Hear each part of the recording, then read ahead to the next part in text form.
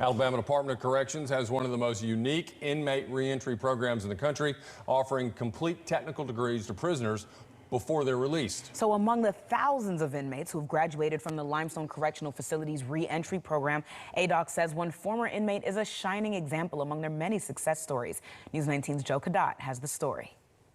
I am an individual whose mother was murdered in front of me when I was 10 years old. When I was 14 years old, I was shot in my face and in my back.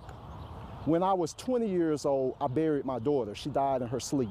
In 2006, Christopher Watford was convicted of attempted murder and sentenced to 12 years in prison. I started the process of bettering myself and reorganizing my thinking, because once prison became a reality to me, I started to realize that it was something that I had to do within myself. Watford earned a technical degree while he was at the Limestone Correctional Facility and started working within days of his release in 2017.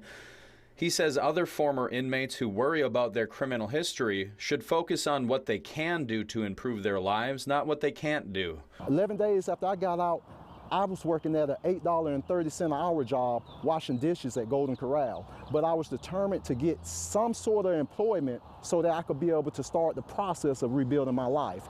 Watford eventually used his technical degree and now makes $19 per hour at an industrial facility in Decatur. When asked if people who end up in prison are victims of their environment, Watford gave this response. It was all about my way of thinking. It had nothing to do with my environment. My sister being through the same things I've been through. She don't even know what the inside of a police station looks like. About 800 inmates graduate from Limestone Correctional Facility's reentry program each year.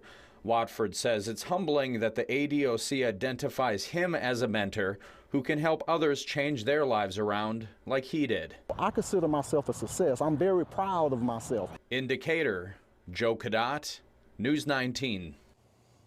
Christopher Watford says he was about to start mentoring current inmates when COVID-19 happened, and he says his long-term goal is to travel the country, share his experience to encourage people to avoid what he went through.